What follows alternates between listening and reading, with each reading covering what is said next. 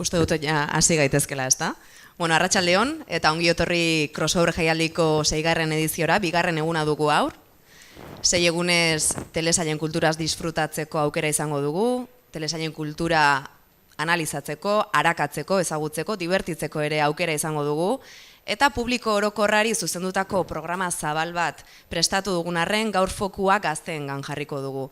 Zer kontsumitzen dute gazteek, zer nolako ekoizpenak egiten dira gazteei zuzenduta, gazteek konektatzen aldute ekoizpen horiekin, galdera hori erantzuna topatzeko gonbidatu handiak ekarri ditugu, Naia Sillero aktorea eta Maria Arredondo aktoreak ekarri ditugu, goazen eta irabazi arte telesailetan ikusi ditugu, eta Gaizka Izagirrek gidatuko du gaurko solasaldia, beraz, txalo bero bat eskatuko dizuet beraientzako eta zuentzako ere bai, eskerrik asko hona etortzeagatik.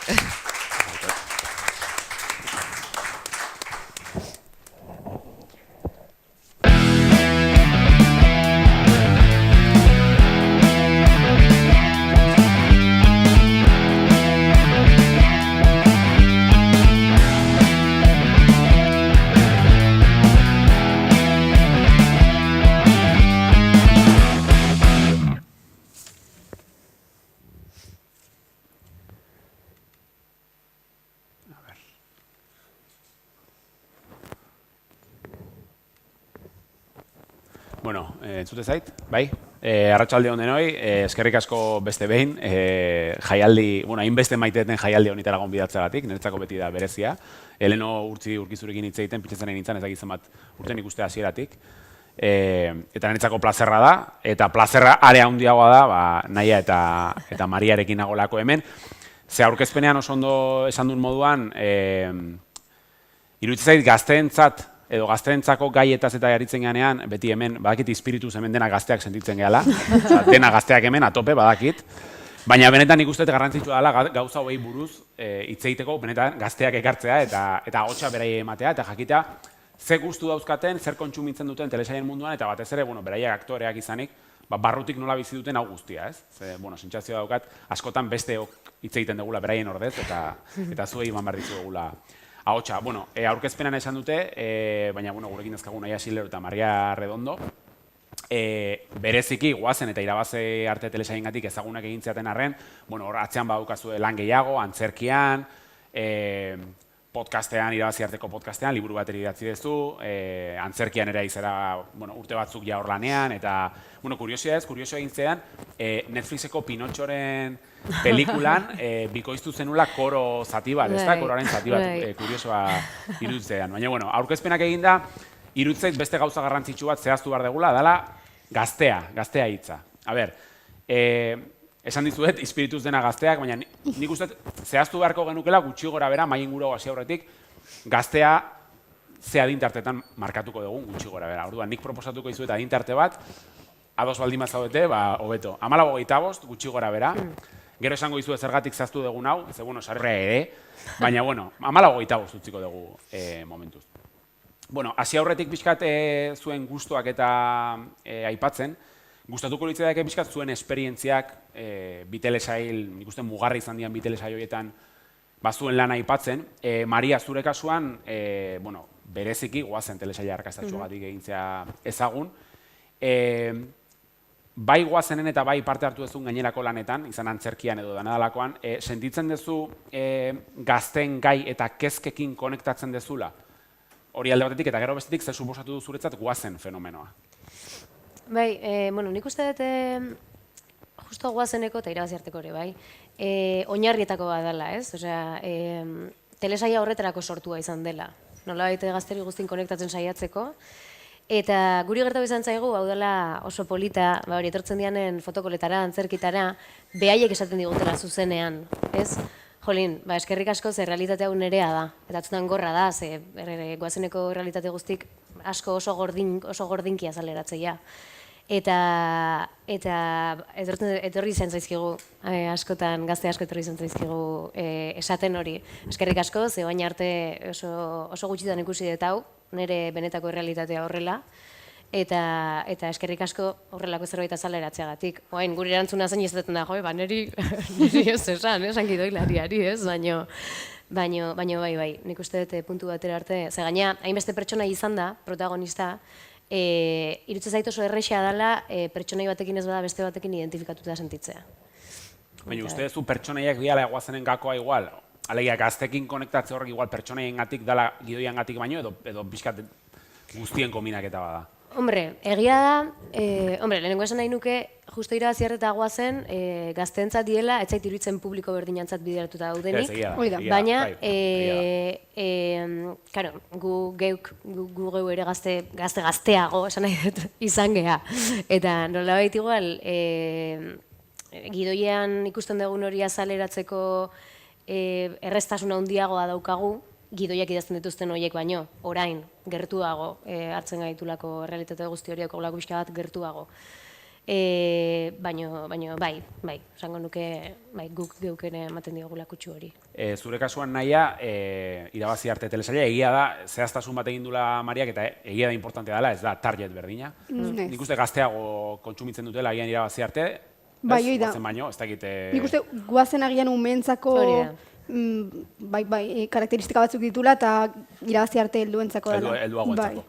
Zure kasuan, telesail bat, emakumezko futbol daukazu irudietan, emakumezko futbol talde bat, protagonista.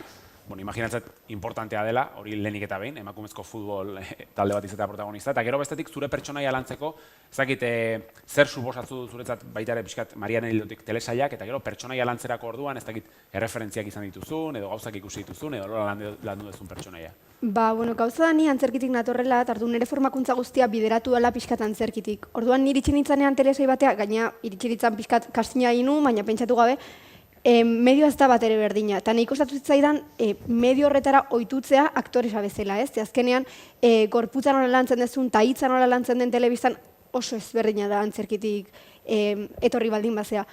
Baina, guk oso ensaio gutxi izan genitun, eta horrek baita ere egiten du, ez? Pertsonaia lantzeko, azkenan dituzun erramientak zureak izan behar dira, eta nahi lagundu zian nire zuzendariak eta gidoilariek esan zigutela nire pertsonaia, noraren pertsonaia daola pixka bat oinarrituta Sex Education Maeve pertsonaian. Orduan, hortik junda nik pertsonaia hori ikusita neukan, hortik abiartu nintzen, baina batez ere kamaratzetikan aktorekin egin genuen erlaziotik, hori izan zen oinarrizkoena gero lantzeko, azkenan ez geneukan denborarik. Gidoia ipatu dezue biok, galdetu nahi nizuen, gazte izan da, eta igual agian hau egin zenutenean are gazteago, gidoiak eta jasotzen dituzuenean sentitu izan dezu ez, ni daki dela gidoiak ez dituzten erabeek idazten, pertsona helduak egongo dira gidoilari moduan edo, gidoia irakurtzerakoan sentitu dezue agian pertsonaia batekin edo elkarrizketa batekin pentsatzea edo esatea, hau ez da bat ere sinesgarria, hau ez luken erabe batek esango, hau nik ez nuke esango, eta gero bestetik hori sentitu baldin badezue, izan dezue askatasuna gero nolabait hori zuzentzeko edo zuen terrenora eramateko, hau bi hori egiten zuet, bizka galdera. Bai, hainbeste ez, egia da igual justo, ni sartu nintzenen guazenen baita pare bat urte aurretik ja indazeon. Orduan egia da, nik ulertzen dut gidoi bat indazunen telesail bateako marko bat ezartzen dela, eta marko horren ingurun sortzen dezula seria, eta ja pare bat urtez estrenatu dezunen ikusten dezula pixka bat nondik nora jundaikezun, gidoian aldetik, pertsonen feedbacka zein dan, eta hortik jundaikezula eraikitzen modu asko zerrezago baten urrengo urteetakoa. Orduan iritze zait urtez urte juten diela pixka bat kontu handiagoz gidoia idazten. Baina egia da, guk adibidez azken urte hontan izan dugu zuzendari aldaketa. Eta Itziar Gomez jarri da zuzendari bezala. Eta hau, ez dut esaten, ezergatik, igual bai, baina nik asko notatu dut emakume bat sartu denen telesaia zuzentzera. Asko notatu dut, obera. Gauza desberdinengatik, baina notatu dut beste, nolabaiteko beste errespetu edo beste kontua handiagoz sartzen diala gai batzun ingurun hitz egitera. Eta gure kasun, ez dakit zuenen, baina gure kasun egia da, bai, ez daukagu askatasuna gidoi aldatzeko, noski, baina bai badaukagula hitz egiteko askatasun hori. Hitz egiteko, eta igual ez da gidoi aldatzen, baina bai beste intentzionalidade bat emateko upua egiteko askatasuna daukagula, eta hori. Zer duzte kasualidadenik nik ere, emakumea jartzearena horatzean. Justo gure kasuan ere gizonezko bat da zuzendaria, eta hasiera baten sartu nintzanean iruditu zitzaidan pixka bat kontradiktorio ez, da emakumezko telesai bat, gidoilariak dira emakumezkoak baitare, eta batean zen komode boterezko figura guztiak gizonezkoak zian, eta izan zen pixkat. Baina, bueno, gidoi aldetikan, nei gertatzen zaidan askotan da gatazkak errealistak iruditzen zaizkiala, baina esateko modua ez da realista. Esateko modua. Hoi da, erabiltzen dien hitzak. Baina, bueno, gehienetan denboraldetikan ezin duzu gehiegi proposatu, ze azkenean da iritsi lanea eta bat, egunean egien 24 sekuentzia grabatu behar dira eta hori lokura bada. Baina egia da dagoela aktore zuzendariaren papera eta gure kasuan ere emakumeak diala biak, eta hoiekin egiten dagula pixka bat lanketa, ez? Ekartzeko gure gana organikoago egiteko. Orduan bai, askatasun bat dago, baina gehienetan batzutan dira hitzak, ez gatazka. Jolin erbota ez duena, ez guk ere dauzkeun aktore zuzendarik, hori, Ainhoa Ayerbe, Oiana Maritorena eta Idoia izan dira aurten, eta asko notatzen da, baita, eta behiek bai dauketela erreztasuna ja zuzendariari zuzenean esateko, ez du guazen aldatzea, eta hor bai daudela oso prestu agertzea udantzear gurekin batea elkarlan hori egiteko. Eske azkenean da pixkatu intermedio, ez? Gure arten eta zuzendariaren artean. Bueno, guazen ja orain bai zuen kontsumoetara, bueno, hor daukaztu grafikat, hor jarri dizuet pixkat zuek patxadaz irakurtzeko ere. Behategiko grafika batzu dira, bueno, hau da lehenengoa, pixkat streaming plataformetara pidetutako populazioaren bilakaera Euskal Herrian, bueno, 2021 arte da, baina, bueno, gutxi bera azkundea ikusten dezute nabarmena dela. Eta gero ja pixkat urtez urte edo adintarteka zentratuz, bueno, hori ikusten dezute, ikuste zuek biok, lehenengo bizutabetan kokatzen zatela, ez, gutxi bera, hortik ibiliko zate. Bueno, honekin atera nahi izan dut ondorioa da, lehenik eta behin, populazio talden gehiengoa ordainpeko plataformetara arpidetuta gaudera, hori lehenik eta behin. 14, 19, 24 arteko gazteak oraindik eta gehiago. Orduan, datu hauek ikusita, lehenengo galdera da, zenbat plataformetara arpidetuta zaudeten, berdin zaitzuek ordaindu ala ez. Nahi ba ez zutek aia zitzein dezakegu, zein lapurtzen dizkio zuen kontuak. Baina zenbat eta zeintzuk, zergatik igual esatea gehiagi da, baina bueno, pixkat plataformaen eromen honen inguruan galdetu nahi nizuen. Bueno, ni arpidetuta nago guztitara, HBO eta Apple TV izan ezik. Beste guztiak bai, ez ditut nik ordaintzen. Berdintzio. Familia guztietan dago, eta orduan osabak bat ordaintzen bali bau nik hortik ikusten, gero guk beste bat hola. Baina guztitara, bai, ez dakiz zergatik, azkenean bat hartzen duzu beste bat, eta ematen du batekin ez dela nahikoa orduan guztiak, eta gero ez dago demorarik, baina. Eta zure favoritoa? Edo gehien erabiltzen dezuna? Gehien erabiltzen dutena filmin. Filmin. Bai. Maria? Bai, nire berdintxu. Eta nik ero ze bat ere pagatzen. Ez dain hori, bat guraso, gero bikotek ez dakin nor, edo gero igual anaiak dauke porai kontu bat galduta ez dakin nun eta nik erabiltzen dut. Eta bai, hombre, Netflixek sartu duen horrekin, ja, pixkat, kagoela, letxe, baino bai, nik ere denetan. Denetik. Eta, de hecho, bueno, gutxiagotan erabilizan dut, guztu lagun batek zeuken kontue, baino Flixole, baita. Bai. Diala, basikamente pelikula niretzat espainol kinki batzuk, eta hori oso ondo dago baita, Flixole. Eta bai, gehien gustatzen zaitena, bai, esango nuke, igual inkluso Amazon azken aldin asko erabiltzen nahi naiz. Edukiaren arabera aukeratzen dute bata edo beste, edo adibidez, plataforma batzuk nabaria da, ez dut esango zaitzu, baina asko zobeto funtzionatzen dutela, teknikoki bestek baino. Horren arabera aukeratzen zute, o gehiago da edukia aukeratzen zutena? Ez nik egio da, ze telesail ikusi nahi deten, igual lekun baten ikusi detelako, norbaitek esan dialako ikusteko, eta ia nun dagoen suskripzioakin nahikoa da horretan. Ja, nik bai da. Eta, pixkatzu gazteen ordezkari izate gaur, hori orokorrean ingo ditut galdera, gaina telebista tradizionala, kontsumitzen dezue gazteek, tradizionala diot, nire garaian, ikusten genunean bezala, Dragoi Bola, egunero 8 puntual Dragoi Bola ikusten, eta ez bazenun ikusten urrengo atala ja galdu egiten zenun, ez? Osea, pixkat kontsumitzeko modu hori zuek egiten zute, badakizute zer dan? Hori, telebista tradizionala kontsumitzen dezute? Nik koinez. Nik ez da. Baina galdera dijoa bai fisikoki telebistan, edo gero nahieran ikuste dituzuelako gauzak. Hoi da. Alegia, telebista piztu eta ber zer dagon hori ez dute egiten. Ez. Ez. Nik egia da bain justo azken aldi honetan ez dakizeatik nire pixukidek hartu dute, edo ez igual lehen ere zuten, baina nire pixukidek egiten dute telebista piztu eta uzu jarrita. Behaiek beste zerbait egiten egin bitarten, Hola, bazkaltzen, fondon. bai, hola, ematik sentsazioa, bazakit, dan bakarrik ez bakartasunan sentsazio hori alde batea utzi ahal izateko zergatik, eta orduan hor batzutan bai, igual nao, beti da la que se avecina, por cierto, ezakit, hori ez da Bai, bai. Bueno, sekula gazten bukatzen. gero aipatuko dugu, baina gazteen artean la que se avecina, eta aquí no hay quien viva aztertzeko moduko fenomenoa dira, Bai, eski Sekulako baina beti arrakasta. daude, osea, pasada bada. Bai, eta nik uste ez diala zentzu askotan oso ondo zartu gainera, baina bueno. Eta hori, eta bain gaina nik hiru hilo batxo txiki dazkat, eta horiekin bai, ze ja eguerdin eskatzen dute, badakite eguerdin bazkaltzen da hola Pokemon, eta eskau ditegu, diala errepikatuk baita duela zakizen bat urtetakok, baina nik neuk ez dut kontsumitzen nia.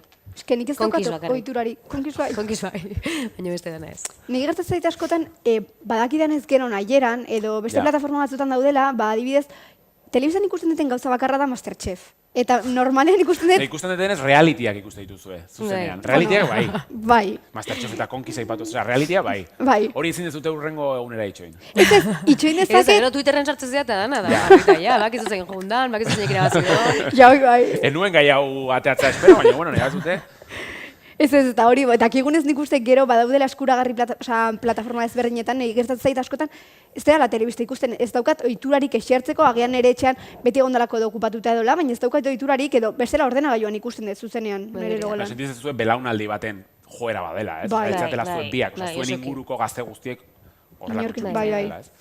Eta bestetik, plataforma digitalez harago, ze badirudi horri bakarrik existitzen diela, telesailak edo ikusentzunezkoan orokorrean kontsumitzeko beste metodo batzuk erabiltzen dituzue, izan webseriak, izan Instagramerako sortzen dian ikusentzunezkoak, izan bideo podcastak, adibidez Jokonaren podcasta edo ez dakit irabazi arterekin egiten zuen podcasta. Beste ikusentzunezko batzuk kontsumitzen dituzue plataforma digitaletatik haratago? Nik hor kontsumitzen dut gehiena, YouTubeen dagoen guztia. YouTubeen? Bai, YouTubean ere eguneroko telebista, hor bai podcastak, ze ikusi ditut, iten ditugun guk podcastak edo gazteak iten ditunak edola, eta bestela bideo web asko, serie web asko daude YouTubeen baitera eta hor ikusten dut, baina Bai. YouTube. Bai, nik ere berdintxu. Bai. Osea, ja nik uste dela, gertatzen telebistan obsoletizazioa bezala ez, ja, nivel masio baten. Ja. Eta non ikusten dituzue, non diot, ordenagailuan, mugikorrean, telebistan, nun ikusten dituzue, adibidez telesail bat, Sex Education, berdin zait, edo gero aipatuko dugu The Last of Us, dena dalakoa.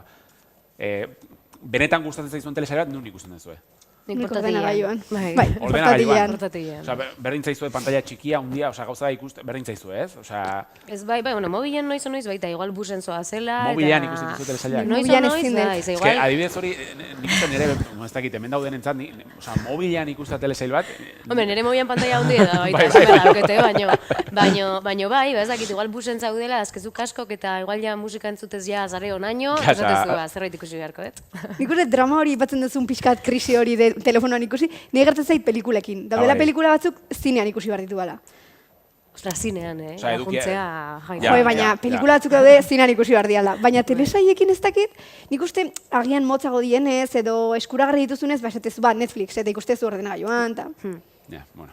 Susmoa nuen horren erantzuna ere. Bueno, orain guazen bai pixkat, eduki batzuk aipatzera, izenburu batzuk, zuen kutxunak, gorroto dituzuenak, pertsonaiak pixkat denetik hitz egingo dugu. Proposatu nien, oso pelma naiz ni, eta mai inguru hau prestatzeko, hor WhatsApp talde bat sortu nuen, eta orduan, pixkat, edukia prestatzeko eta proposatu nien ariketa bat egitea sare sozialetan, ze baiek gauzkate jarraitzaile desente. Eta orduan, jakiteko edo ukitzeko nolabaiteko, ez dakit, lagin bat, mintzate euskal gazteen, ez dakit, igual jarraitzaile guztiak euskalduna dian, zuen kasuan, baina gazteen artean, hau da, 14-25 bitartekoen artean, galdetzeko sarean, zein izan da ikusi duten azken telesaila, eta horien artean gehien gustatu zaiena, hori lehenik eta behin, eta bigarrena, orokorrean, 14-25 urte bitarteko gazteen artean, zeintzu dian behaien telesail kutxunak, favoritoak, osea, historiak onenak, dena dalakoa. Orduan, proposatu nien, bai nahiari eta bai mareari ariketa hori egiteko. Nik egin nuen nire saretan, baina nire saren jarraitzailea, adinez gorago da, baina, bueno, gazteek erantzun zuten dexente. Eta deigarri egiten zait, hau egin nuen ariketa hau sentsazioa daukat, eta nik uste badala mai inguru honen funtsa, gazteentzat bereziki sortzen dian telesail asko, alegia espreski gazteentzat, ez dutela hain ongi funtzionatzen gazteen artean. Baina aldiz, pixkat helduagoak direnak, bai. Adibidez, kasu honetan, ez? Nere erantzunen artean, gehien errepikatu zianak. Azken telesailen artean gehien gustatu zitzaiena La Casa de Papel, The Last of Us, Ted Lasso eta Normal People, eta orokorrean telesail favoritoa, historiakoa, Sherlock, True Detective, Aquí no hay quien viva, eta Euphoria.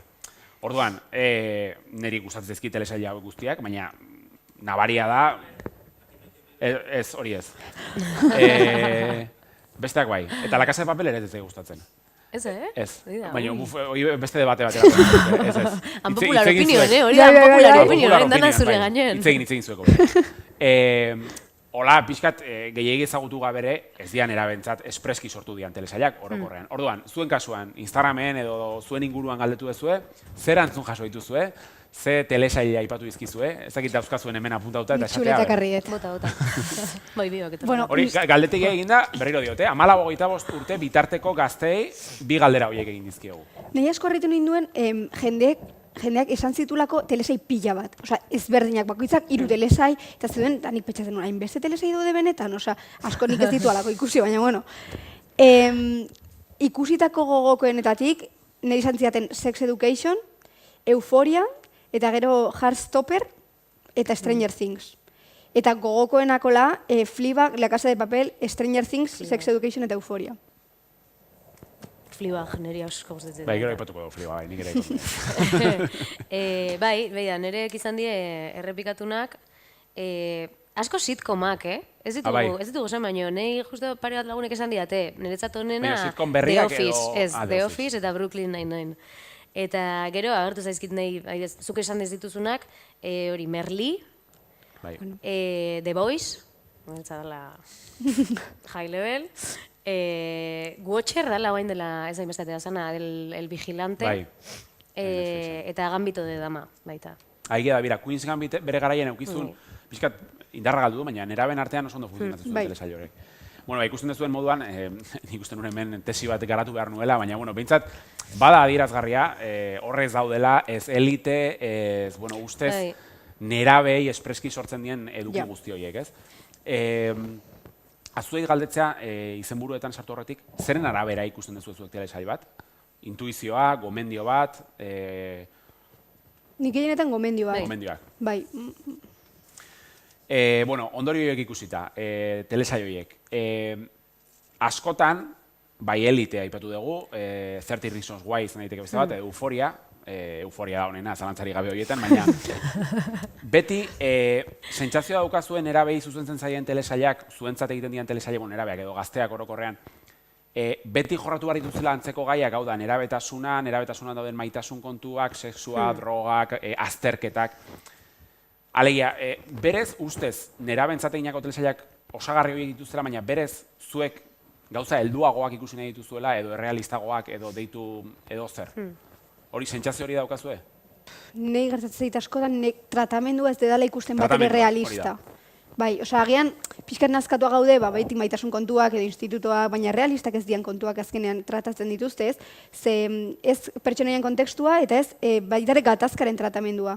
Adibidez elite, aipatu bezula, niretzako elite da oso urrun gelditzen zaidan telesai bat, bai pertsonaiak nola sortuak dauden, baitare nola lan egiten duten aktoreak jazuzenean, eta gero gatazkak, osea, ez zaizigu guri gauza horiek gertatzen, eta aldiz daude beste telesai batzuk, adibidez, ez dakit, lasistenta aipatzeko, lasistentari gertatzen zaion, pertsonai gertatzen zaion da pixkat, bera aurdun gelditzen dela, eta oso gaztia dela.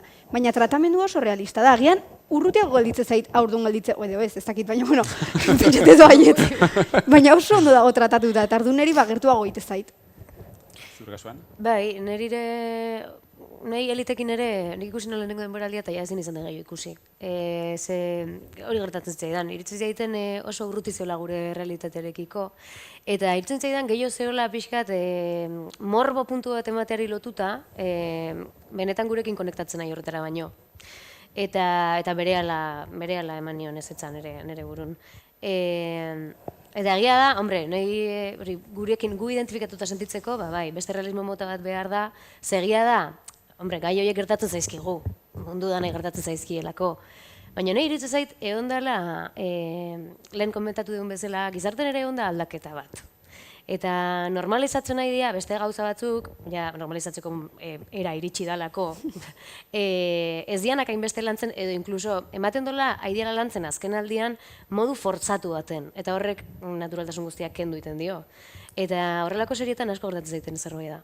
Adibidez, Euforia ezakit ikusi ez duten, Euforia telesaia. Bai, nik ikusten lehenengo denbora Euforia telesaia niri asko gustatzen zait, baina nik ulertu dezaket guraso, ni orain dela gutxi zen naiz aita, eta guraso moduan, ni beldurgarria iruditzen zait, pentsatzea hori benetan existitzen denik, hori ikusten den errealidade hori, oza, niri telesaia ikaragarri hona iruditzen zait, baina pixkatzuek aipatzen zuten arira, nik uste errealismo horretatik urrun dagoela, baina gero bestaldetik funtzionatzen du, orduan, bueno, nik uste tekla egokia aurkitza zaila dela, ez? Eta zuk esan duzu, eta beste gakoetako bat dela pixkat gizartean nola aldatu dan, ez? Bueno, hau hemen daudenen artean askok ezagutuko dituzu horko telesaioiek, eta bueno, aukeratu ez 80ko hamarkada, nire hamarkada kutxuna dalako. Ai ama. Baina pixkat, konparaketa egite aldera, 80ko hamarkadan egiten zian nerabentzako telesaiak, eta gaur egun egiten dian nerabentzako telesaiak, bueno, hori irudiekin, biztan da aldaketa, hauek ze zuriak eta ze, bueno, ezagutza dituzu, eta gaur egungoak, bueno, ikusten dituzu, ez? Zenbat arropa hemen, ez? Arropa pila bat eliterekin konparatuta. Bai, bueno, eske aztertu genezake denetik, eta aukeratu dut Elite eta Euforia, baina sartu nitzake beste batzuk, Haien Sex Education, ez? Sex Education badu, igual nik uste didaktiko edo, bueno, bada oso interesgarria zentzu askotan, nola gantzen den sexuaren gaia, ez? Baina nire galdera da, eta pixkat Mariak aipatu denaren arira, zergatik aldaketa hain basati hau, ikusentzunezkoei dagokionez, nerabentzako edo gazteentzako ikusentzunezkoei dagokionez, zergatik aldaketa hau? Ze aldatu da telesailetan, kontsumitzeko modu aldatu da, gizarte aldatu da, ze uste zuen aldatu dela benetan? Ze berez, bueno, jarri nezaken 50ko hamarkada, baina iruditzen zait 80ko hamarkada eta gaur egunen artean ez dagoela hainbesteko urte diferentzia olako aldaketa nabaritzeko, ez? Ez dakite ze sentsazio daukazuen zuek.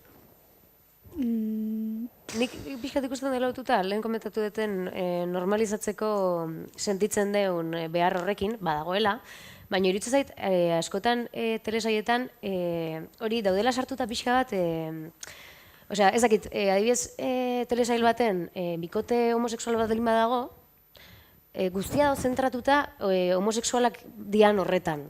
Orduan, iruditzen zaite ondala aldaketa generazional bat, horrek behartu gaitu, evidentemente, ikuskatzea gure gizarte desberdina dela, baina eraman gaitu nolabait, ezakit, iruditzen zaite behartuta gaudela bezala hori modu horretan ikuskatzera, eta hori da arazoa, niretzat.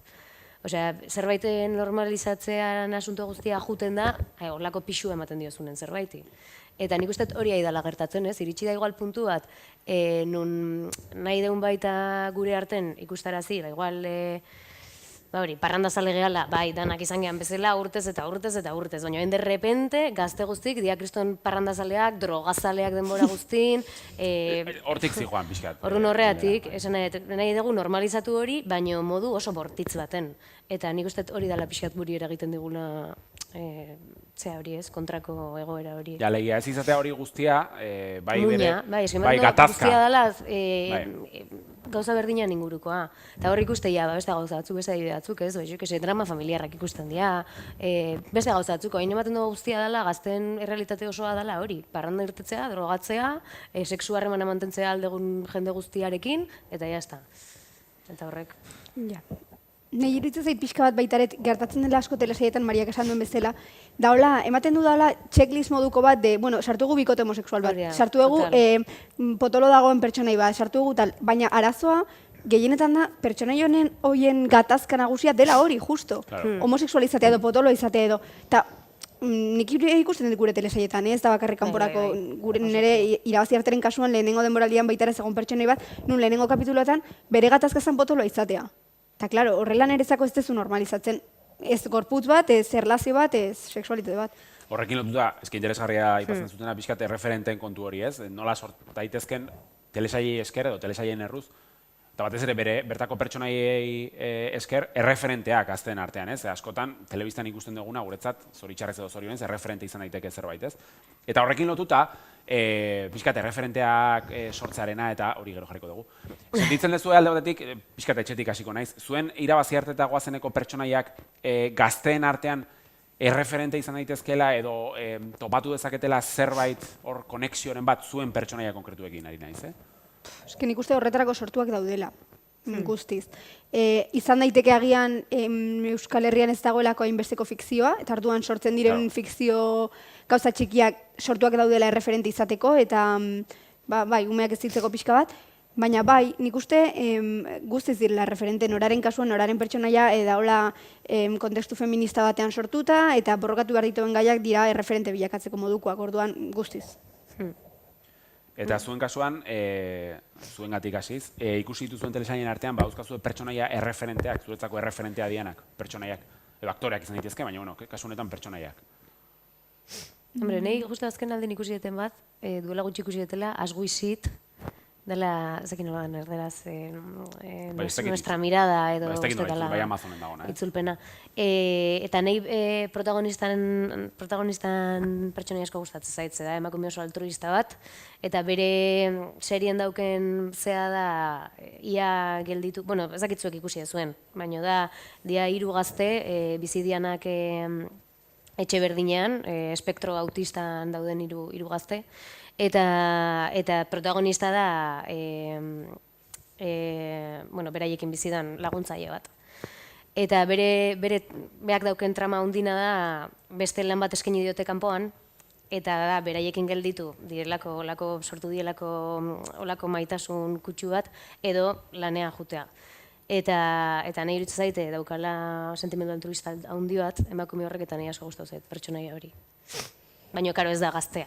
Oso gomendio ona. Ez da gaztea. Bat egin edo gomendioa. Gaina uste, okerez aldi manaiz, aktoreak beraiek ere badukatela espektro autoristaren za guzti hori. Ez dakit nahi zure kasuan, igual ez daukazu, Osa, batzutan galdera hauek egite ditugu, baina igual oso fortzatu da bilatzea referente bat, igual ez dauzkazu fikzioan erreferenteak. Ola erreferente nagusi bat, olakoa nahi izan edo ez daukatola oso argi, baina asko gustatzen zaidan filminen dagoen telesai bat, deitzen da In My Skin, eta dijoa, Dublinen edo Irlandan zentratua dagoen telesai bat da, eta neska gazte batek bizi duen kontestu familiar oso gogorra, zeaita alkoholikoa da, ama dago esamarrun nero, baina bai, trastorno psikologiko bat dauka, eta orduan, eraman iten dute etxetik, eta berak hori nola eramaten duen institutuarekin batea, eta hori iruditu zitzaidan oso tratamendu realista daukala telesaiak, eta gaina aktoreak oso nola egiten duela, orduan, bai, erreferente modun bai, iruditu zait.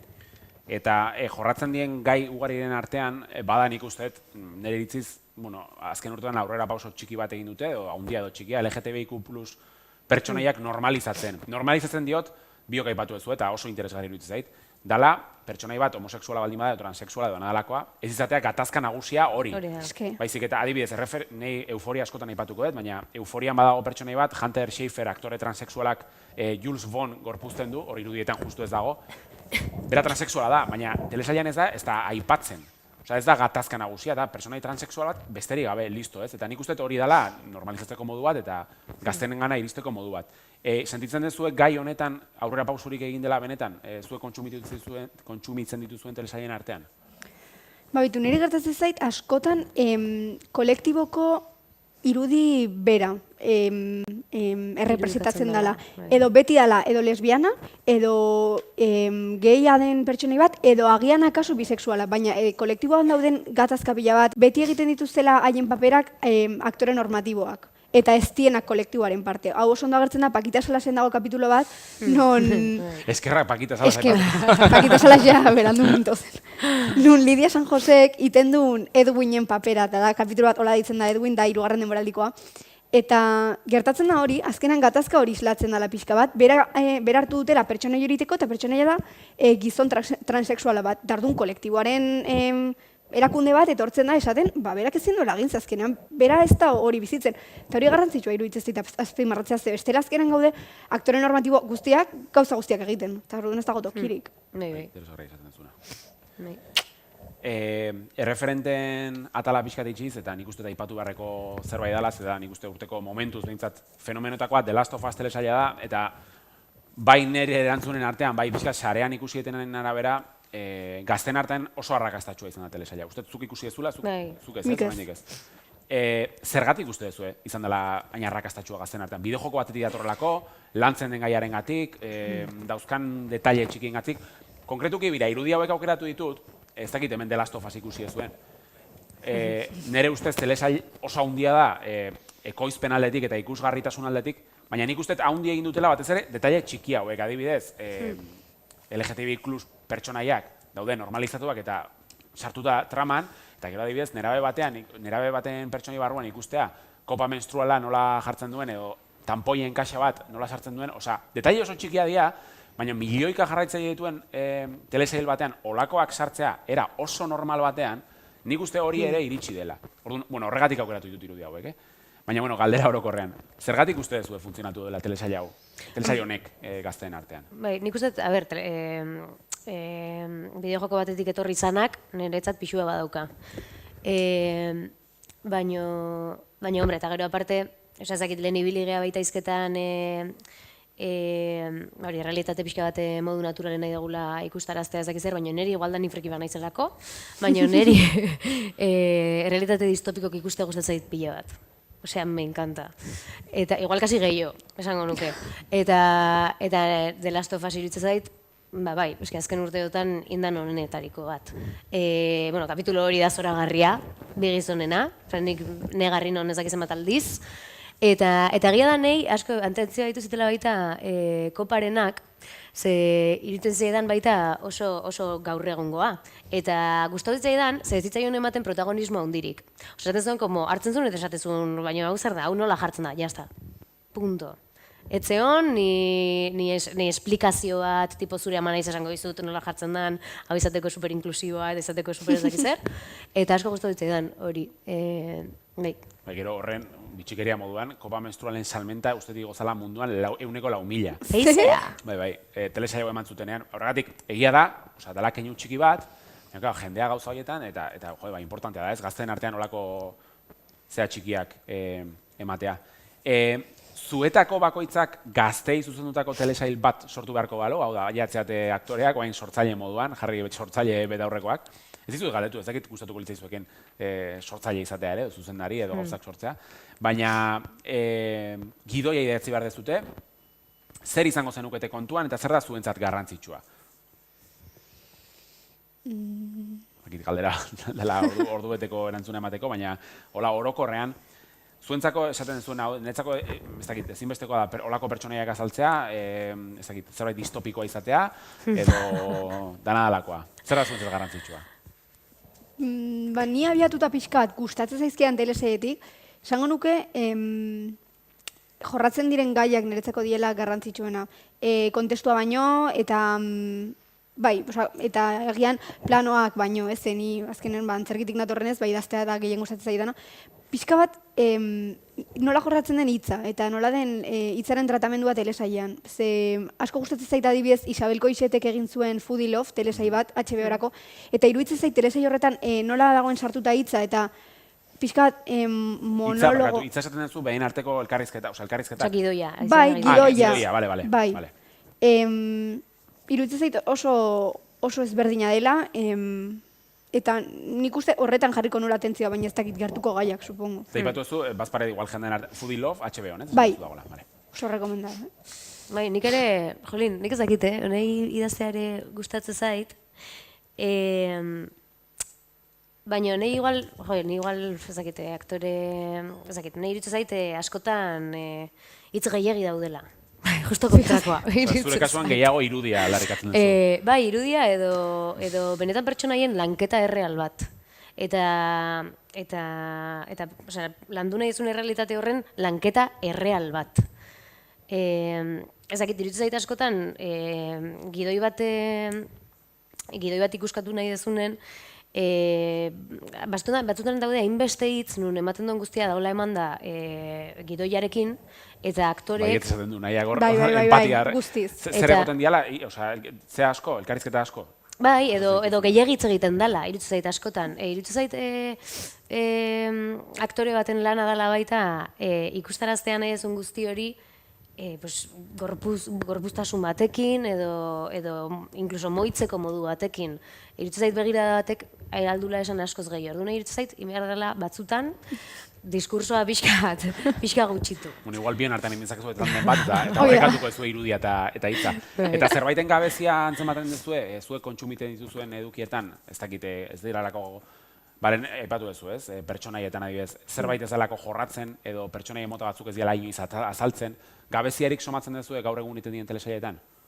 Jode, nire nintzen pentsatzen, duela egun pare bat, eta nahi falta zait, pertsonaiak eta jendea, fikzion, jutea psikologora normaltasunez. Bai, egia da. Iruditzen zait, psikologo bat agertzen den bakoitzen, da hola pertsonaia horren bizitza traumatiko absoluto bat, dana dazkagu, gure trauma bakoitzak eta, baina iruditzen zait, beti egon behar dalan... Bai, zue ikusi ez zuen boltxaleno, bai. Traumak eta mobidak Instagramen oso poltsa polita dazkate.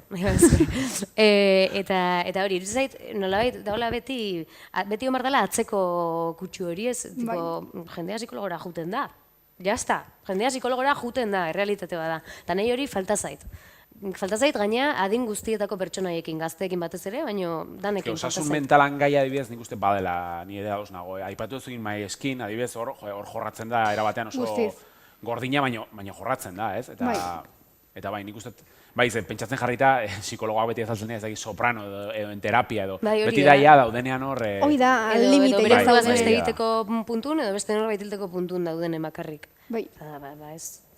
Eta aipatu dugu sexua, maitasuna, drogak, ikusentzunezko horietan ikusten dian gaiak eta pertsonaiak orokorrean, zuek gertukoak sentitzen dituzue?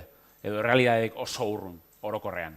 Horlako telesaietan? Bai, aipatu ditugun telesaien artean. Pertsonaiak gai naiz bakarrik, ez historia, The Last of Us, bueno, dela gutxi etzen hain urrunekoa, baina pertsonaietaz ari naiz. Ez dakit gertukoak sentitzen dituzun, errealista, leheno aipatu dut zerbait errealista egitearena, ez? Edo sinesgarria, ez dakit zeitzera bili. Sentitzen dituzue? Nik asko bai, baina beste batzuk ez, oza, da polos opuestos batzutan, pixkat, la asistenta esan dean, Paquita Salas naiz eta tratamendua... Barkatu, de asistenta Netflixen dago, ez? Da jendeak... Bai, bai, hori da. Eta, hori esan barruna, Paquita Salas naiz eta tratamendua ez da oso realista? Venga, guazen Paquita Salas. Ez dugu lehpatu. Zergatik gustatzen zaizu Paquita Salas? Joe, Paquita Salas niretzako da, benetan, eta gu aktoreak izan eta pixkat munduan egon da, iruditzen zait, gure mundua oso ondo eta oso barnetik... Aktoren mundua, esaten duzu?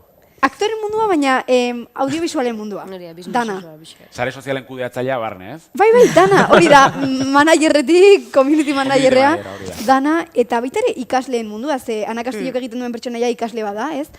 Baina iruditzen zait oso ondo islatzen duela, eta gaina dagoela sortuta, errealidade berdinetik, ze Los Javisek sortu zuten hau, beren kuesta zegoenean lanik gabe, eta lanite zuten Madrileko taberna baten Balga Mediosen, eta esan zuten, ba, ingo dugu zeo zer, la llamadatik abiatu, zingo dugu hau, gero,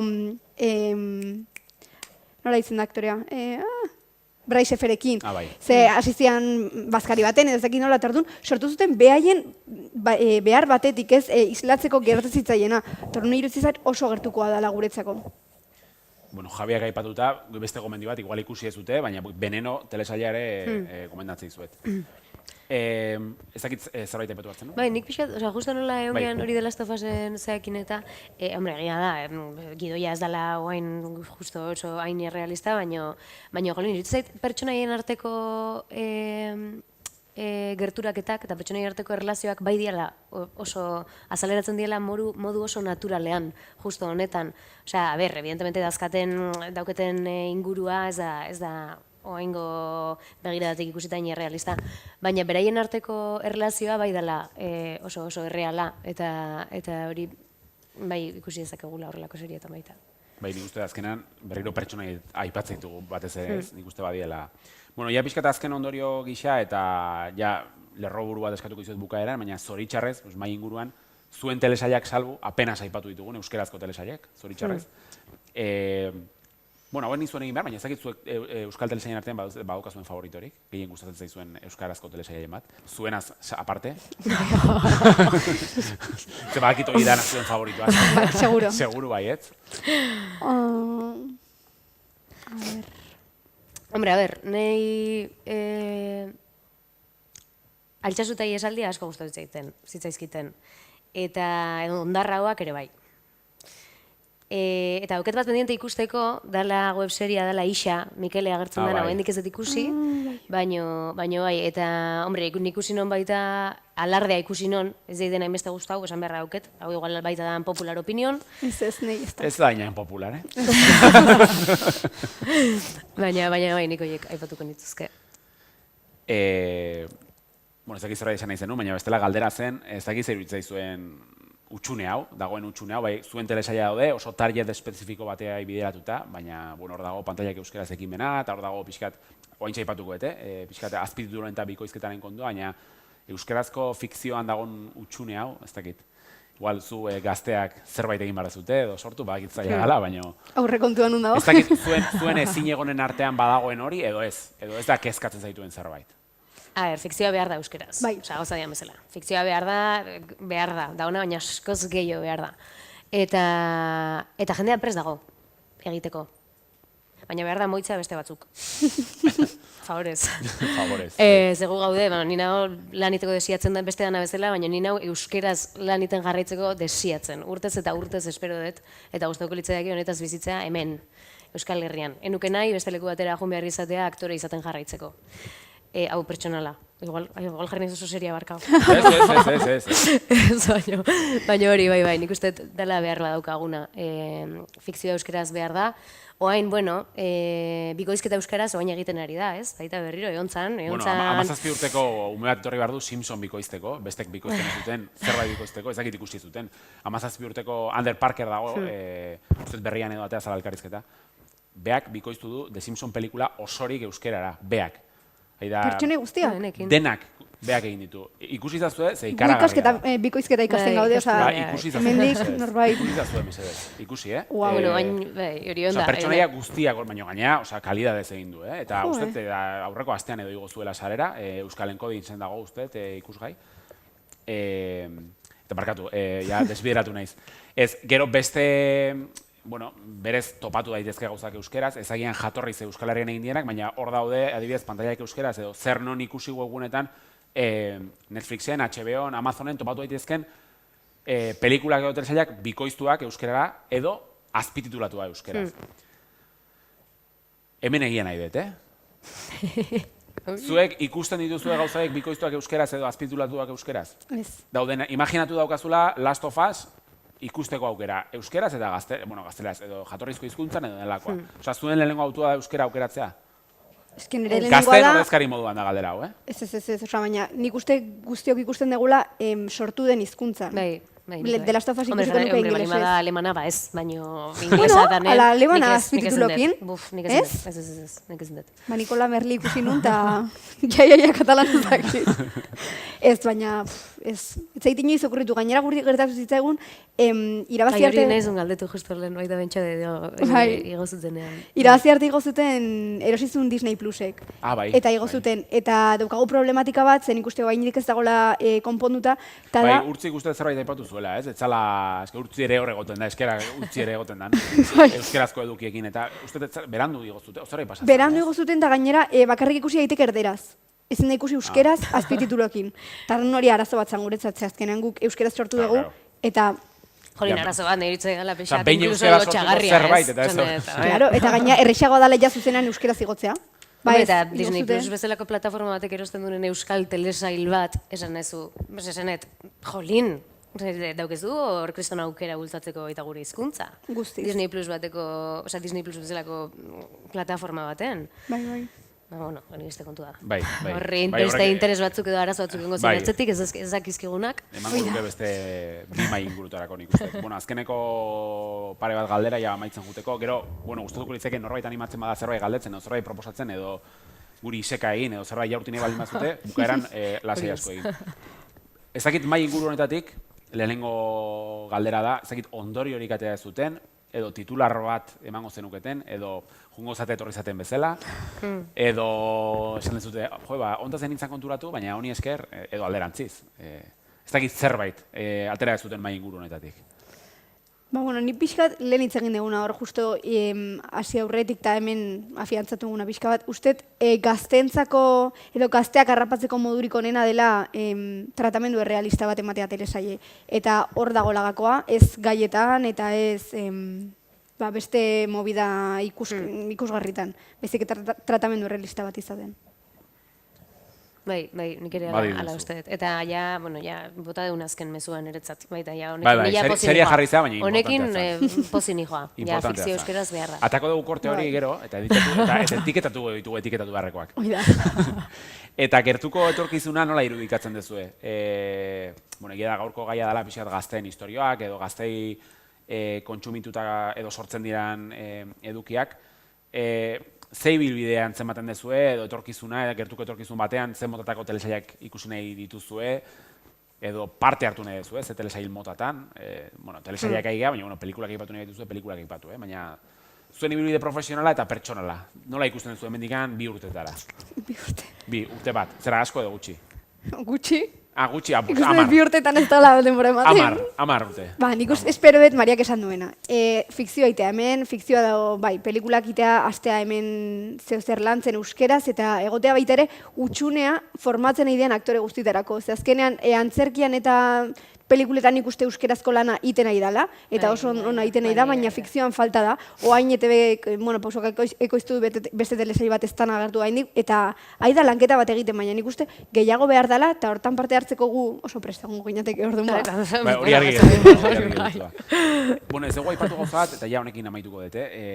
Piskat, lotuta aipatu dezunarekin, zer iruditzen zaizue, bada tendentzia bat azken urteotan, segun eta ze telesail edo pelikuletan, aktore bat, kontuan izan da, gaina zuek badaukazuela hor bat, ibilbide bat, ikasketa batzuk, hortan izatela trebatzen, sare sozialetako jarraitzailearen kopuruaren arabera, pertsona bat kontratatzea, alegia. Zu baldin bauzkazu 40.000 eta beak 80.000, beak lana aurkituko du, baina zuk ez. Nei horrek, hemen jarri seria berriro baino. Badagoela hor, esan nahi hori existitzen da. Eta oin, jarri da modan bezala, modan, bakitala hori dela saltzeko, baina kontratatzea aktorea ez dianak aktore izateko, favorez. Osa, gaudepia, jende urtez eta urtez hau ikasten beste esparru askotan ere gertatzen da. Baina nahi batzutan irutzeia, nekagarria da. Ze zaude honeta dedikatzen ez dakizen bat urte eta gero ikusten duzu, hori, jarraitzaileen gatik, nahi esan zitenen, nire baita esan ziatenen ingurukok eta repreak. Ja kurrikulumen, jarri behar dezula, Instagramen zenbat jarraitzaile dazkezun. Osa, aktore kurrikulumen jarri behar dezu zenbat jarraitzaile dazkezun, zena, hau noa doa. Hori zerbait ezinbestekoa bezala. Eske, bai, eta nahi lotxagarri irutzen zait. Nahi jartzen hau oso urduri. Bai. Eske, niretzako gainera jarraitzaile eta aparte horrek azpimarratzen du ere irudiaren garrantzia berriro. Azkenan, danok garela berdinak sare sozialetan, eukiberzu buk bat berdin, dana argia txuria, dana guapa, dena argala da, eta horrek jarraitzaileak hori eragiten du baita ere, jarraitza irudi berdinekin eta hartun ez dago aniztasunik. Orduan, nik gertutik bizi izan dut gure kastinetan ere hori gertatu gala, ez dakit goazenen gertatuan, baina etortza jendea jarraitzaileak dituztelako, eta hartun jada. Eta ja gaina sortu dite puntu bat, ja ez dakit zer igo sare sozialetara. Zer da, ja, oketu sentzazio hori da, dana inkontrolatuta, eta segun ze igotzen dezun, eske igual lan igabalditzen zea. Eta ja, iritzia puntuan, ja mazkit, ez dakit hilabete argazkiat digo gabez, ez dakit, ze igo, oza, ez dakit. Ezinbestekoa dira zuentzat aktore moduan sare sozialak. Bihurtzen nahi dira. Baina ez dute nahi bere zain ezinbesteko izatea, ez zenukete nahi behintzat. Nik enuke nahiko, nik nahiko nuke benetan gure bukak ikustea, jendek, ze horretarako egiten ditugu. Osa, nahi guztako litzaiake, sare sozialetatik ezagutzea baino, ezagutaraztea gu gure lanengatik.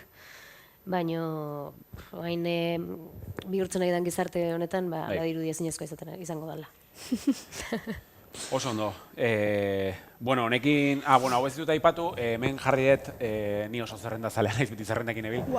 Aipatu ditugun telesail batzuk hor daude, eta beste batzuk gehitu ditudanak, iruditzaizkidalako interesgarriak, gazteek ikusteko edo gurasoek ez dakit, hori beste kontua da. Baina, interesgarriak iruditzaizkit. Gero kexarik edo baldin badakazute, nire gana jo. Zarriz gaina bakoitzan hon ikusi, Jolín. Ja, bota Bai, ez du eske hori da, Bota ez du hor denbora. zer ikusi izaketetan nun, hori da beti bigarren galdera. Bueno, besterik gabe hau ikusten zuten bitartean, eta eskerrak eman aurretik, ez dakit, bai, urtzi. Bota. Kaixo, bai, Maria eta Naia, nik asko ikusi zaituztet telebistan, baina aurrentzako fikzioa telesailak egiten, eta Maria ikusi dut helduentzako antzerkia egiten ere, eta espero dut Naia ere Laster antzerkia, helduentzako ere antzerkia egiten ikustea, baina galdetu nahiko nizueke, aipatu duzuen arira, utxune hori, fikzioaren utxune hori, zuek animatuko ote zineteken zuek sortutako istorio bat, zuen istorioak gazte bezala, zuek gidoi bat, nolabait ere ez bada ETB berdin zait, asmatu beharko da plataforma.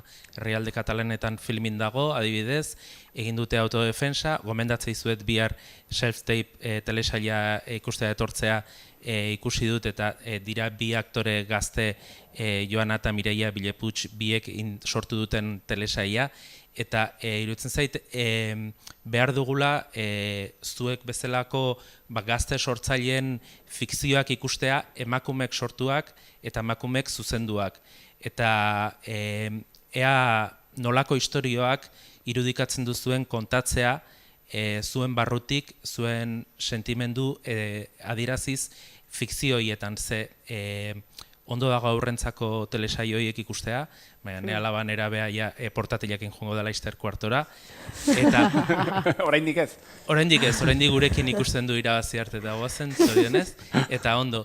Baina hori, Maria helduen antzerkia ikusten dudan bezala, gustatuko litzaiake telesail eta pelikulak zuek sortuak eta horregatik galdera ea nolako istorioak animatuko zineteketen kontatzera. Osa, zezaia, Bueno, eskerrik asko esan dezun guztiagatik, lehenengo gauza, ni oso ados nago, gazte sortzaileek behar ditugula. Eta hemendik ere, bueno, nik uste egon bitea ematen diagula gazte sortzaile guztiei, ni oso pres nago, norbaitek zerbait nahi badu, laguntzeko edo egiteko. Eta ez dakit, ni adibidez hain, nik filosofia ikasten dut, HUn, eta berehala iritsiko zait datorren urten TFGa iteko momentu latz hori, eta nik gidoi bat idatziko dut, argi daukat. Eta pixka bat hortik nahi jutea. Hombre, etorkizun distopiko bat agertuko da, hori argi. Zalantzarik ez. Baino bai, eta zu ere, de hecho, idazten ari zea, ez? Liburu bat eta zuen da gutxi. Bai. Eta bai, nahi gustatuko litzaidake, hombre, nahi filosofiatik jorratuko nuke pixkat gehiago, TFGa dalako alde batetik, eta beste batetik nire gustatzen zaitelako pila bat. Baino bai, ni oso pres nago horrelako zerbait egiteko. Nik TFGan baita ere idatzi nun, baina antzerkirako idatzi nun. Eta gertatzen dit pixka bat, geroz eta gehiago kontsumitzen ditudan edukiak autofikziotik jorratzen dutela, eta nire TFGa autofikzioan oinarritu zen. Da, autofikzioaren lanketa bat izan zen. Autodefentsa ikusi nun, eta horren aritik autofikzioare badoa. Eta nik uste holako zeo zerringo nuela. Usteet lehenengo pausua baitare hori lortzeko gazteek edo Euskal Herriko gazteek zerbait sortzeko dela gure artean lan egitea. Eta gero eta gehiago ikusten dut. Jake ezagutzen gean eta lan iten dugun elkarrekin, sortutako gauzak ere gure artean iteko. Nik uste nik hortik jorratuko nukela autofikziotik ikasi dudalako hori, nire liburua ere hortan oinarritu delako, eta orduan pixka bat ez bakarrik agian nire historioak, baizik eta gertuko sortzaile edo lagunek gertatzen zaizkien historioak. Nik uste bidea hortik dagola, baina diru kontu askotan da, edo urrun ikusten dela nik asko fikzioa osatzean, antzerkiagian gertuago ikusten dut, eta orduan errealistago ikusten dut, edo errexago, ez dakit, baina nik uste hortik jorratuko nukela. Izan daitekela baita gidoi bat idaztea eta gero ikustea horrek noa eramaten zaitun, ez? Bai, antzerkirako gidoi bat ere aldala azken momentun edo adaptatu gero hori telesail bat izatera. Bai, guztiz. Nik ikusten dut zuen arteko tanden bat hemen, Batek irudia, besteak hitzak, ikusten dut, Ez dakit beste galderarik dagoen. Bai.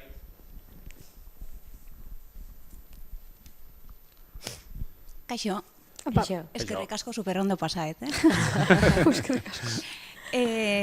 Bueno, ni gauza bat oso pozik nago, ze azkenean ez naizuek bezain gaztea. Asko zarragoa naiz. Baina ikusi ditut serien zerrendetan taola, elkarrek noa, hau ere ikusi eta Eta iruditzen zaite ere, leheno komentatu ez zutenean, zergaitik engantzatzen duten serie batzuk, zer dute aman komunean engantzatzeko, bazeudela hor izpi batzuk, batez ere Euphoria, 13 Reasons Why, Sex Education eta aiztet ikusten, azkena, Stranger Things. Hor daukatela, adibidez, 3 konektore oso nagusi, pertsonaiak, estetika, estetika esaten detenean da argazkiaren poterea, edo zuzendaritza artistikoa, jantziak, estetika da liluragarria denetan, eta musika. Eta dira gauza oso unibertsalak, pixka retroak gauza batzutan, baina konektatzen dutela oso ondo gure generazioa, nire generazioa, 40+, eta nera bezaro gaztaroa. Eta hori oso kuriosoa iruditzen zait. Ikusten dut daudela konektore batzuk, unibertsalak, eta gero disruptore batzuk ere. Adibidez, niri Euforian gaizka bezala sentitu nintzen Euforiakin, ez? Zan, ala, ze pasada, ez? Makillajea, ke pasada, hau, nola ematen da hau, ezakize, probakin goitut. Baina gero, ostra, sexu harremanak, ze fuertea, drogak, edo nola edaten duten, ez? Eta gauza horiek iteziatela klik nire buruan, baina gero, lanketa bat egiteko edo izketarako etxean, eskolan, lagun artean, nik beste guraso batzuekin ere komentatu dut, eta nire alaben lagunekin taula. Iruditzen zaizkit oso serie potenteak,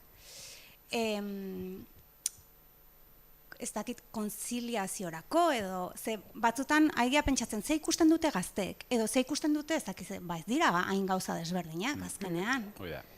Ez? Eta gero, 80ko hamarkadako serie horietan, zegertatzen zen, oso gai zuriak ziala. Azkenean, gauzak tratatzeko era oso zuriak zian, baina gu ere sozialki oso zuri ginean momentu hortan. Ez hain alden duta ikusten, dena den, ezakit. Eta barkatu baita, gero galdera bat, oso interesgarria iruditu zait, nola esan dezun hasieran euskeraren, hizkuntzak berak badaukala hor tratamendu haunik esango dute, baina purista bat bezala, ez? Oso era, ez da naturaltasunarekin lantzen. Eta niretzako hori da, zerbait ni ikusle bezala aldentzen hauela asko, produktuetatik, asko. Nik ez detelako laitz egiten, ikusten detelako nolabaiteko garbiketa bat egin nahi dela produktuaren gainean, eta ez dela naturala. Orduan, oso zaila ite zaituri kontsumitzea, eta inkluso Merlinen, katalanezko serie bat zan, eta oso era naturalean hitz egiten zan. Eta barneratzen zian erderakadak, eta barneratzen zian beste gauza batzuk. Gure kasuan ikusten detenak ez dira barneratzen horrela. Eta hori, bueno, Urrengoan mai inguruago bilatuta zaude. Oso gauza interesgarriak esan ditut, ados nago, esan dezunean konektorena eta hori Sex Education, Stranger Things eta Euphoria. Egia da, igualen naizela jarri pentsatzen hiruren arteko konexio horretan, baina bai, argi dago pertsonaia gain eta historiaz gain estetikak ere eta musikak noski daukala sekulako. Eta badia, pixkat, Euphoria bada oso, ez dakit nola esan, Instagram produktua edo sare sozial produktua, telesaila bera da, ez dakit, badirudi, sare sozialetan ere funtzionatzeko oso egokia, ez? Eta ados nago, esan duzu guztiakin, ez daukate ezer gehitzeko. Bai, eta hori, hizkuntzarekin zer ikusi haukenakin, ematen nahi da, aurpegi garbiketa oso bat eman nahi da denbora guztian. Eta, bueno, hau, igual, pixkat zentratuago gehiago edo, baino, nik euskeran baita ikusten dut baita, nahi euskalki falta zaizkit. Falta zaite euskalki desberdinak ikustea. Hemen, nila euskal herritar bezala. Nik euskalki desberdinak entzun nahi ditut. Eta badakit, oain ongo dela, beste edozein pertsonak ulertzearen erraztasunaren asuntoa, bale. baina nahi falta zaizkit euskalki desberdinak naturaltasun osoz eta askatasun osoz ikustaraztea. Baina gauza bat da gaina euskalkian hitz egitea eta beste gauza bat da ez du lertzea, osea, ez dugu esan nahi euskalkian hitz egiteagatik jendeak ez du ulertuko ez azkenean, osea. Ez, baina esan dut, askotan nahi uste zait bideratzen dela baita, nolabait askotan erabiltzen dela horretarako. Baina hori, nahi iruditzen zait falta zaidala hori euskalkien aniztasun bat ikustea. Bai, gero gertatzen da adibidez gure kasuan telesailan, egin du gero aditza. Ta nik hori ulertzen dut agian kuadrillan, ez? Hemen kuadrillan edo neraben kuadrillan, arraro gelditzen dela danok Donostiko baldin badia batek dekot esatea. Baina badaude aktoreak helduagoak dianak eta guztiak gaude behartuta batuan hitz egitera. Eta jendeak ez du bere etxean batua hitz egiten, eta nik uste aniztasun horrek favore ingo ziola telesaiari lehenengo. Ze ematen dudana dela kakaputa hola hitz egin behar duguta. Nork esaten du kalen kakaputa? Nik ez. Bai urtzi. Urtzu bai? Bai, beste ez gomendioa euskalkienekin lotura. Ez dakit ikusi duzuen Kanal Duderen tantaka websaila. Bueno, bada website bat iparraldekoa, Kanal Dudek ekoitzi duen lehenengoa, eta iparraldekoak dira, aktore guztiak, iparraldeko hizkeran egiten dute, natural, gazteentzako da, eta oso ondo ikusten da. Ez die inork Kanal Duderi ezarri edo sortzaile hoiei ezarri egin behar dutela batuaz hegoaldekoek ere ikus dezaten, edo egin behar dutela lapurtera batuaz bakarrik ez dakit Baiona txipiakoek ikus dezaten. Orduan, hor da freskura bat ikusten dena, eta gainera gidoi bat gazte nolabait ere gazte parrandero batzuk egindakoa. Bai, ikusten da anestesia musikataldekoak gonbidatzen dituzte, da historio bat kontzertu batera dijoaztela, memoria galtzen du. Agian falta zaie teknikoki Stranger Thingsen aurrekontua ez dute, baina guk behar ditugu horrelako, behar dira horrelako fikzioak are eta gehiago, eta ingo balitze beste bat ez dakit, beste euskalki batean naiz eta ez izan sekulako arrakasta, horrelako asko behar dira, azkenean gure hizkuntza arlo dramatikoan eta fikzioan izan dadin naturala, eta ez Ainarak aipatzen zuen bezala, egitea arrotza. Ni lenguan jarri nintzen, abidez, bikoizketarekin gertatzen da batzutan, ez? Amazoneko The Lord of Rings hasi nintzen ikusten euskarara bikoiztuta, eta oso arraro egiten zitzaidan. Eta hori gogoan nuen ikusteko euskeraz, baina bikoizketarekin ere arazo handia dago. Eta ETV-koen mantra bat da, euskarara bikoiztutako fikzioak ez duela arrakastarik, ez duela audientziarik, eta horrek ez baldin badauka arrakastarik, inbertitu dezatela behintzat hemengo sortzaileengan egin dezaten euskalki desberdinetan, eta batuaz ere egin behar baldin bada momentu batzutan noski, baina ahalik eta aniztasun handiagoekin euskararen hizkuntz dramatiko hori zabaldu dadin, ezta? Bai, oso da dos. Ez dakit, bai, Aiora, bai, nik uste ez dakit besterik dago, baina segurazki azken galdera izango dago, ez? Bestela, ez dut ingo behar. Jo, ez da galdera. Bueno, Bi gauza txaipatu nahi nituen sentitzen dut. Ez badena dalakoa. Bat da, zukin dezun galderari zer ikusiko zenukete gustora, nik oso erantzun argi badaukat nerea, ja behar bat da, orduan behar hau kolektibizatu nahi eta ber jende gehi hori sortzen diodan. Nik ikusi nahiko nuke, Archipielagoa podcasta, ITBek egindakoa, seriera eraman da, Paul Urquijok zuzenduta. Osa, nik hori ikusi nahi dut, behar dan, diru guztiarekin, bai badakit. Baina oso gauza zehatza da, kriston gogoa daukat hori ikusteko, orduan nire helburua da behar hori kolektibizatzea alik eta gehien, beraz. Hemen botata gehatzen da, realitate distopiko totala, orduan mesedez, batu eskakizunera.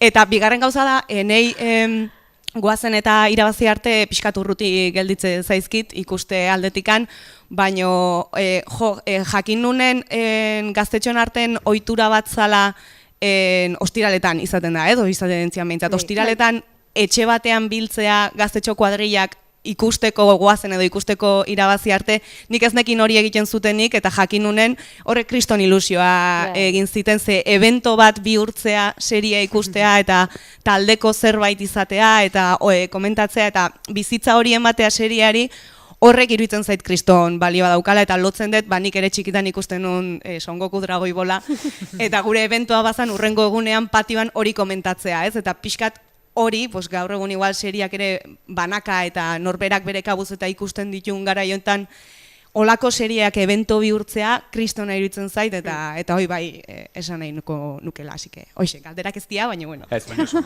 gure Last of Us izango litzateke hartziko. Ez dakit Pedro Pascal etorriko litzateke, bauzkago eneko sagardoi edo... Oida. Bueno. Edo gu geu, nahi hasi eta Maria. Bai, Pedro Pascal ipatzen nu, baina bai, beste biak ere. Oso ondo, besterik, ez... eskerrik asko etorri zeaten guztioi, zorionez, nik uste pizurretan baina jende gehiago dagoela, eta eskerrik asko berezik izuei, Naia, Maria, zorte hon, izango ez duten egilbidea arrakastatxu horretan, eta berik uste dituztegun pantalla aurrean edo atzean edo nun baiten. Eskerrik asko denoi. Eskerrik asko.